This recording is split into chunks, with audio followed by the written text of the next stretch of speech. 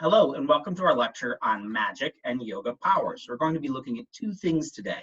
We're going to be looking at yoga powers or magic powers in yoga as they're found in yogic texts or texts about yoga and Sanskrit from India.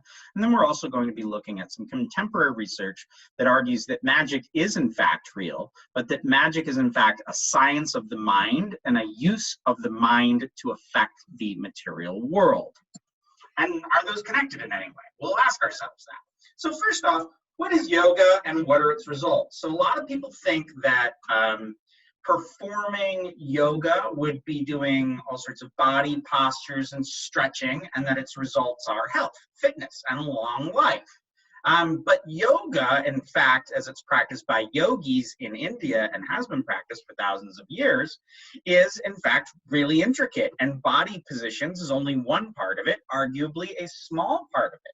In fact, there's all sorts of complicated manipulations of the body, such as the preliminaries. I mean, it's hard to connect somebody doing the bow pose with someone who's swallowing 4 meters of cloth to cleanse the inside of their body as it passes through from mouth to the other end. So yoga includes, yoga amongst yogis includes complicated body manipulations, and in fact, they'll do long periods of meditation. As we saw in the Yoga Sutras that I mentioned in an earlier lecture, the Yoga Sutras say that yoga is yogas chitta vritti nirodha. Yoga is the cessation of the turning of the mind. And when it describes asana or body positions, it says only that you need to make it sukha or sweet, and dridha, sukha, sweet, comfortable, and dridha, which means firm. So in fact, when we look at the yoga text, we see that the results are not about health, definitely not about exercise, but consistently the majority of texts talk about attaining yogic powers through meditative practices. So we're going to be looking at a text called The Roots of Yoga. This is by James Mallinson and Mark Singleton, who are both British folks, and they are kind of the top minds in yoga to this day. So what are the yoga powers? What are these sort of magical results? Here I use magical as an adjective instead of magic, that I use as more of a noun. And remember, before I talked about magic as specific rituals that cause a change in the world. Here we're talking about gaining magical powers. Through practice, one gains magical abilities, abilities that seem unnatural or supernatural. What are some of them? Flight. Long distance hearing and seeing, so you can hear what is far off, or maybe even in another world, that you can see far off, the durdrishti, to be able to see at a long distance. In fact, in the Mahabharata, the classic epic of India, there's one character who dictates all this stuff that happens in a war, but he uses his yogic vision to see that at a distance. Omniscience, to know all things, sarvajna. The ability to become infinitely small or large or really heavy or really light, to become invisible, locating buried treasure. Also, mastery of alchemy. Alchemy is lead into gold, but man into God-man. Yes, so one of the most common descriptions of the yogic powers is yogic perception. Like I said, being able to see the far off, see the heavens, and even to see one's past lives. Patanjali, who authored the Yoga Sutras that we discussed before, argues that these are the results of yoga, these sort of magical powers, but in fact, they may come about from other means. It's not just yoga that can give you these powers. You can just be born with them. You have a powerful or auspicious birth. You could also have herbal manipulation, like you consume certain concoctions of prepared herbs that will give you this power. It also says that practicing mantra, so say mantra over and over again, can give you these powers. And also from asceticism, by doing religious practices. So in fact, a lot of these sort of magical results are found in the magic tantras. Those are the tantras that I was telling you about before, that I do research on, that are about magic rituals that cause changes in the world. And magic in the tantras consists of 3 aspects. Sorcery, which is the 6 ritual results. Then you also have fantastic acts and enchanted items. This would be kind of like these magical powers there. And conjuring up of mostly female entities that will give you great prosperity, possibly, or allow you to ride upon their backs into the heavens. Sounds a little like an alien, doesn't it? Anyway, so in the tantras, they combine ritual and mantra practice. So you do a ritual to cause something to happen, such as gaining the ability to see treasure under the ground. Now, in the tantras, they distinguish between two categories of people. They are mumukshus and bubukshus. Say it with me because it's fun to say. Mumukshu and bubukshu. So a mumukshu person is one who desires mukti, or liberation. These are folks that are looking for enlightenment and transcendence. Bubukshu are those who are desiring enjoyment, bhokta, bhukti, gaining power, seeking power. Traditionally, the majority of texts about in the tantras are bubukshu texts. So while scholars have studied all these texts that bestow liberation, when we start digging through the archives, we see that the majority of these texts are for gaining magical powers. Magical powers is a huge aspect of Tantra and of yoga. So I wanted to tell you a little story. We have narratives throughout Indian history and Indian literature of yogis, or people who do yoga, deploying such powers. Now, the yogi is not a good thing. They're generally villains in these stories. As I have said, I had a friend who's Nepali, and his mother would always say, if you don't go to bed right now, the jogi is going to come and get you. Jogi is sort of like vernacular statement for yogi. So yogis are kind of bad guys. They're kind of scary. So we're going to look at one passage out of this book, Sinister Yogis by David Gordon White. And I often teach a chapter out of this in which he just collects all of these stories about yogis doing horrific things. But let's hear one story about a particular yogi and start thinking about who these yogis are and what they do. Here's the story. In the cremation ground, there lived an old yogi of the Pashupata sect. Now, I wanted to make this point that in Indic civilizations, if you go to the cremation ground where they burn the bodies, not only is it a scary, dangerous place where there are ghosts, but there will be yogis there. That's where they hang out. They watch the bodies burn and contemplate mortality, but also in the cremation ground is a place where you can do magic. It's considered to be a powerful place. Maybe it's because souls linger. Maybe it's because there's the smell of burning meat.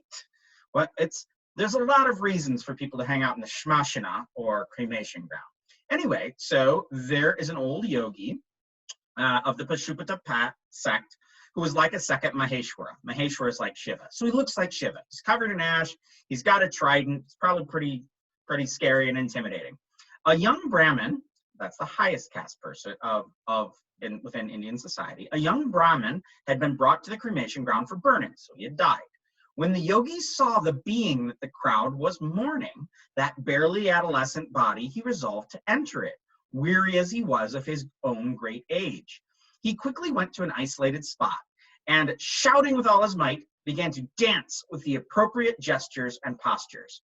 At the moment that ascetic or tapaswin, one who has heated himself and done religious practices, abandoning his own body out of a desire for youthfulness, thereupon entered into the corpse of the Brahmin boy by means of yoga. He used yoga to enter the body of a dead boy. At that moment, the young Brahmin, revived, arose from the heaped up pyre and began to yawn. The story is found in the Katha-sagara, which is the ocean of streams of stories. So it's a wonderful collection of North Indian stories.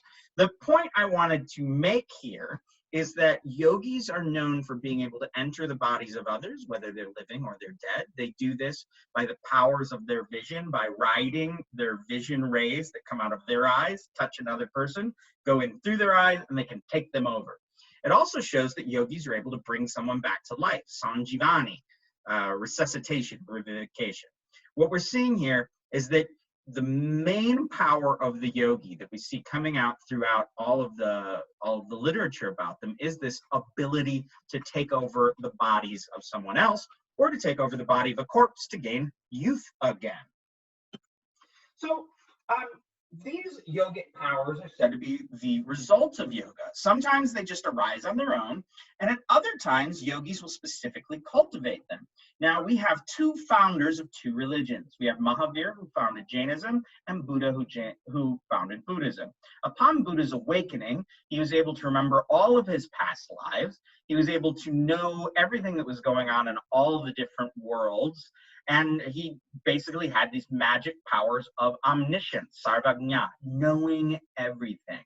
Mahavir, when he was awakened in a slightly different way, also was able to see all of his past lives and to know all things at a distance. So intriguingly, the magic powers that these gentlemen gained upon enlightenment were mental yogic powers, the power of omniscience. And think about that when you're looking at sort of mythology in general, just how often all-knowingness, knowing everything, comes up as a power of religious founders. So some texts will say that you need to ignore these powers, and others will say that that they're just fine. So like within Buddhism, I know I had a Buddhist monk who I was very friendly with, and he would say, oh yeah, we see people get these magic powers and have sort of stuff happen all the time from doing lots of meditation. He's like, the key is you got to ignore them and focus on getting liberated. They're just a distraction. Yes, okay, so in the Patanjali Yoga Sutra, now Patanjali was the guy that set out the Ashtanga, the 8 limbs of yoga that we talked about kind of extensively.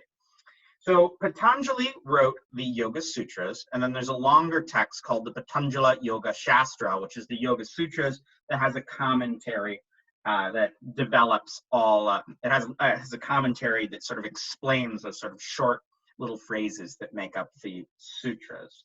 So Patanjali has a huge amount of the Yoga Sutras and commentary that is about the yogic powers, and we'll look at them in just a second.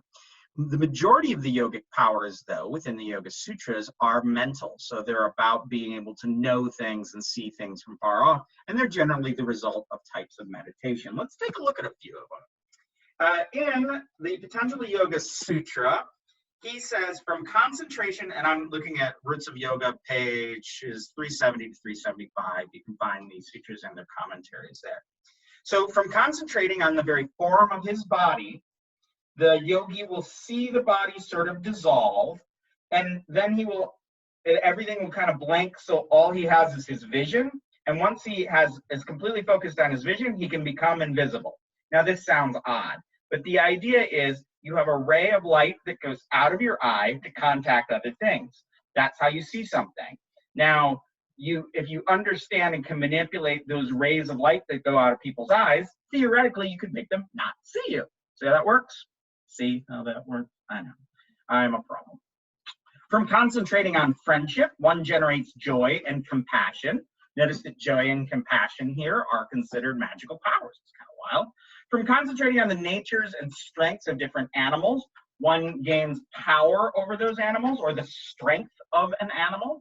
From concentrating on the moon, one gains knowledge of the stars.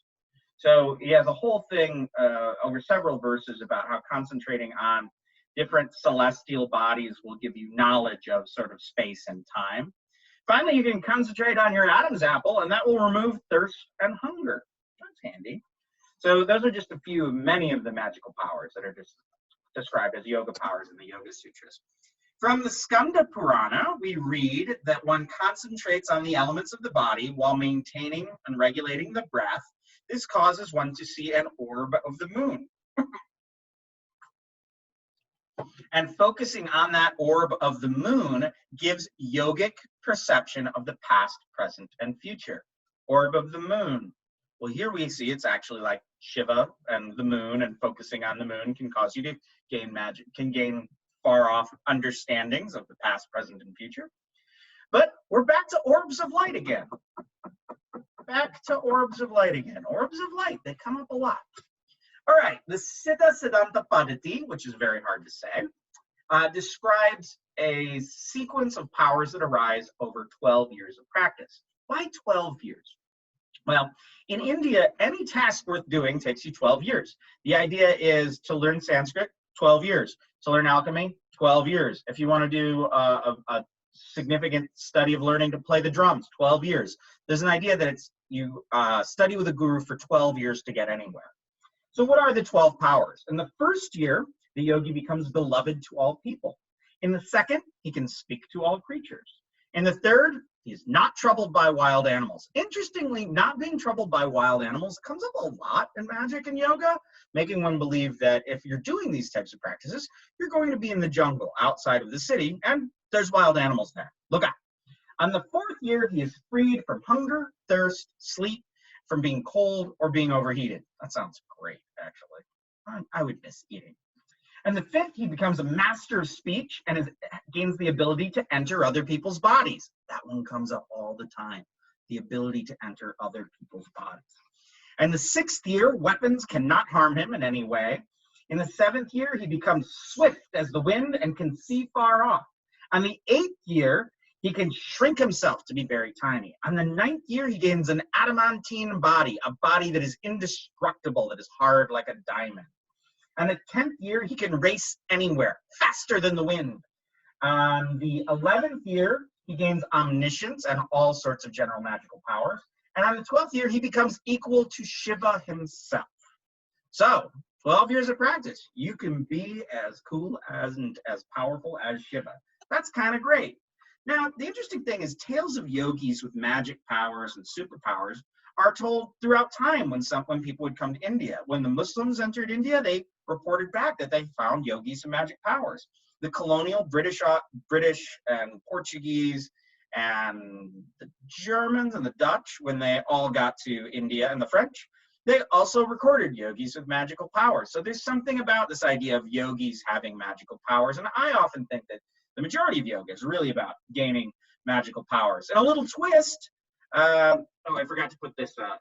There's a very famous book called Autobiography of a Yogi by Paramahansa Yogananda.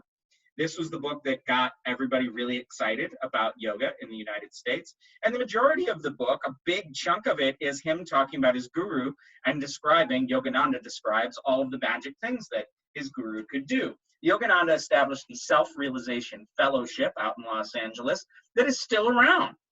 And I, in fact, used to spend a lot of time with the Self-Realization Fellowship group in Michigan.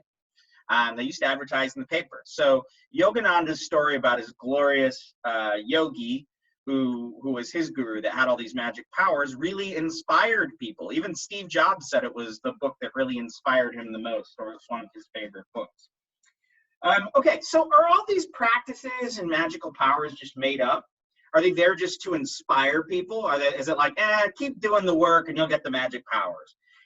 Are the magic powers in there to make everything else in the text seem cooler? Maybe. What do these stories tell us, and what do these ideas about these abilities tell us about what it means to be human? Or at least what the fantasies we have about being human? I mean, I think that magic and magical powers aren't real. I mean, I straight up don't think they're real. But I do think they tell us a lot about what we dream, what we aspire to. They tell us about how we see the results of religion. They tell us about sort of what our aspiration to be even more than human. So what about real magic? So here we're going to talk about a guy named Dean Radin, and he wrote this book that came out relatively recently, Real Magic, Ancient Wisdom, Modern Science, and a Guide to the Secret of the Universe. Now, Radin argues for the scientific study of magic. When he says magic, he means something else than I mean. He means the force of mind, intention, and the focus of the mind can affect the world. He argues that our mental thought can make changes and gain knowledge about the world, and this is what he calls the study of the paranormal. What he does is he demonstrates that we don't really understand the full nature of the mind. He also argues that considering how weird quantum physics is with multi-dimensions and how observers affect things being observed, that it seems possible that the mind can affect the material world. So who is Dean Radin? Well, he has a BA and an MA in electrical engineering, he kind of writes like it, and a PhD in educational psychology. So he's a psychologist. He consistently critiques material reductionism. His whole point over and over and over again is that we are, and our world is, more than just what is materially present. And Jeffrey Kripal makes the same argument over and over again. He establishes that the scientific world, anytime they find evidence that the mind can affect the material world, and there's been plenty of evidence of the paranormal being provable and repeatable in an experimental situation, he says that every time it's published, it's always retracted, and the people who publish this are kind of shunned out of the academic world. So he critiques the rejection of psychic phenomenon and argues that we have enough data to argue that psychic phenomenon must exist. Then he also says we don't understand it, and we need to scientifically try to understand it, and we need to not ignore studies that demonstrate that psychic forces can affect the material world. Now, I gave you a pretty substantial reading, though it's pretty lively, on this for our lecture today, and you can read through a bunch of those experiments. And if you're not me, you can go, wow, that's really interesting. I read through these experiments and my eyes kind of glaze over and I just can't imagine them. But then when he analyzes them, they kind of make sense to me. That's just kind of how my brain works, though. All right, so the idea of the universe as an interconnected whole is not new. For millennia, it's been one of the core assumptions of Eastern philosophies. What is new is that Western science is slowly beginning to realize that some elements of that ancient lore might be correct. This is Radin's thing. He wants to argue that a lot of the ideas about magic and a lot of the ideas of the East and of magical powers and of yogic powers, actually, if we look, we can find evidence that they work. But they don't work like you'd think they work. What he does, in fact, is he will do psychic research, and then he gives the data to a statistician, and the statistician crunches all the numbers and all the data, and then says, aha, what we have found is that if everything was random, we would find this set of numbers. However, we found this other set of numbers that shows that the psychic phenomenon is not coincidence and is not random. But it's not huge. It would be like if he was doing a coin flip guessing thing, he would say that, you know, they'd flip coins thousands and thousands of times with people, and he'd find that like 53% guessed right. It would be just pure 50% if it was just random. And from that kind of thinking, he builds out his notion of what is real magic, to which he argues that the one observing affects the observer, or affects the observed. Now, you can try his stuff. I logged in and I was screwing around with it today. You can go to sciresearch.com and look at their really ugly webpage, and you got to fill in a login thing. And then you can go and try some of these psychic ability sort of tests. And the data from that will be used in Radin's further research. This is put out through the Institute of Noetic Sciences, which is kind of a newfangled research institute that is about studying mind and knowing and the paranormal. So, like I said, he designs and reports upon experiments that aim to detect psychic powers. But the key to the understanding of this is using statistics. He's able to demonstrate the results. He's able to demonstrate that the results show that statistically significant evidence is found that psychic phenomena totally occur.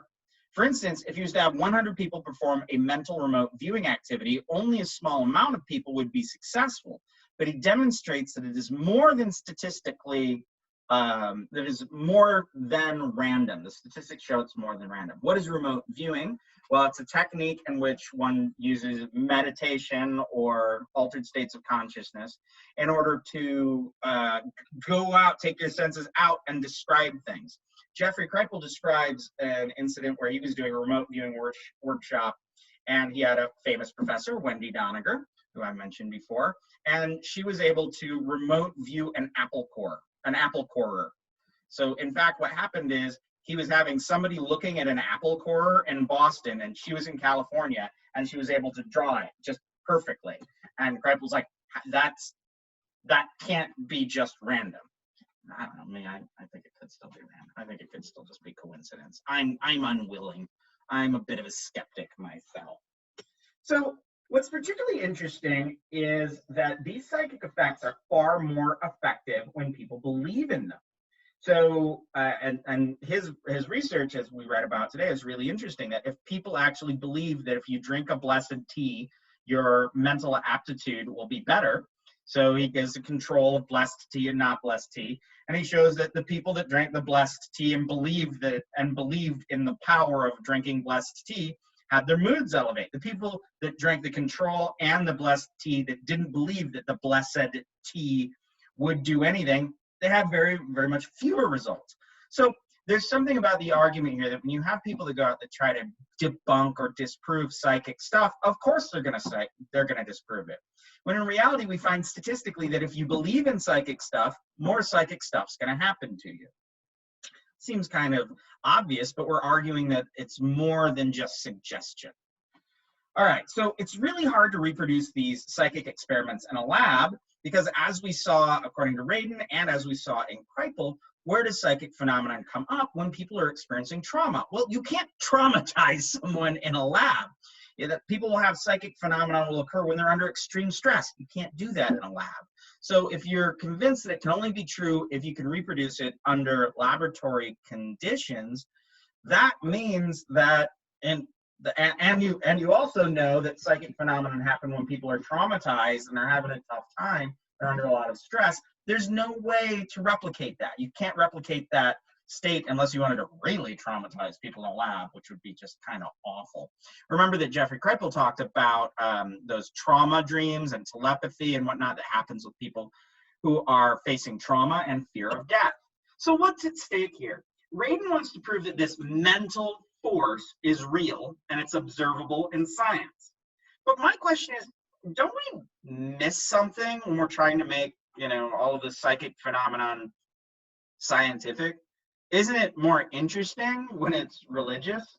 Does the lens of science really capture the human experience? And if we're constantly trying to reproduce and scientifically study psychic phenomena, we're missing the stories. We're missing how it works. Like we argued about in the alien section, we need to stop worrying about the supernatural, whether it exists or not, and look at how it operates. Whitley Strieber says this. We spend all this time trying to figure out if something exists or not, but never really looking at the logic of the thing as it happens. Science is usually explicitly materialist in nature, but here, according to Radin, we can use science to critique materialist reductionism. When I say materialist reductionism, I mean reducing everything that happens in the world to material causes. So let's put this together a little bit. That's something that kind of interests me finally. I also gave you some videos to look today at the Amazing Randi, who recently died, and he's one of my favorite magicians. He went around and he debunked psychics. But Radin, is he really talking about psychics?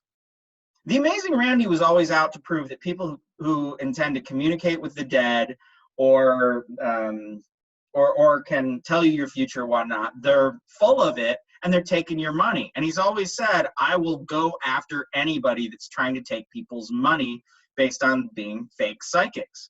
Radin isn't looking to make money, and he's not really looking at sort of like fortune tellers, and he's more of looking to see if the mental status and the mental state of people can affect the world. He's not making the same kind of claims that James Randi is, as we saw in our videos. But one may notice, Radin and Randi, they're anagrams. Are they some sort of double? Is there something to that? How have I managed to put together this weird juxtaposition? Are the two one and the same or completely different? Or is this just another case of coincidence? Because that's the best thing about studying all this stuff on the paranormal is you can look at it in one way and say materialism, this is coincidence, this is synchronicity, this is just kind of goofy stuff that happens. Or you can look at it and say, well, maybe there is something to it. There's more to it than the coincidence. And that leads me to that both and situation. It can be materialist and non-materialist. We should be open to all of these understandings. All right, that's my 2 cents. I will see you next time.